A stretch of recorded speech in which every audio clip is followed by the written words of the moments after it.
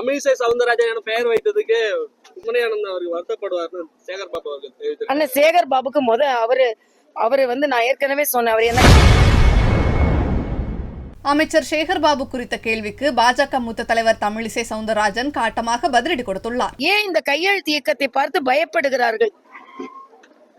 முதலமைச்சர் சொல்றாரு பரிகசிக்கப்படு, சிரிப்பா இருக்கா அவருக்கு இந்த கையெழுத்து இயக்கத்தை. அப்புறம் ஏன் கெடுபிடி? ஏன் காவல்துறையை வச்சு அவ்வளவு கெடுபிடி? என்ன ஒரு கையெழுத்து வாங்க விடாம 3 மணி நேரம் நிக்க வச்சதெல்லாம் நீங்க பார்த்து கொண்டுதான் இருந்தீங்க. லியோ சுந்தர மன்னன் போன்றவர்கள் கைது செய்யப்பட்டதையும் பார்த்து கொண்டுதான் இருந்தீர்கள். உங்களுக்கு கையெழுத்து இயக்கத்தை பார்த்து பயம் இல்லை என்றால் ஏன் கைது செய்கிறீர்கள்?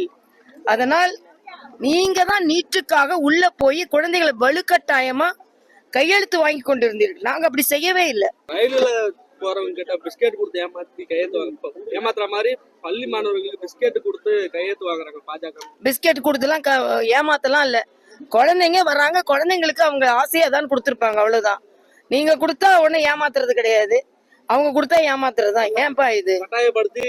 ஒன்னும் கட்டாயப்படுத்தல. வந்து பார்க்க சொல்லுங்க, கையெழுத்து இயக்கம் நடக்கிற இடத்துல வந்து எல்லாரையும் பார்க்க சொல்லுங்க. அவங்களா வந்து கையெழுத்து போடுறாங்க. தமிழிசை சவுந்தரராஜன் பெயர் வைத்ததுக்கு உண்மையானந்த அவர்கள் வருத்தப்படுவார்னு சேகர் பாபு அவர்கள் தெரிவித்தார். அண்ணா சேகர் பாபுக்கு அவரு நான் ஏற்கனவே சொன்னேன். அவர் என்ன காலாவதி ஆனவங்கன்னு சொல்லும்போது அதிமுகவுல காலாவதி ஆயிட்டு அவர் திமுகல வந்திருக்கிறாரு.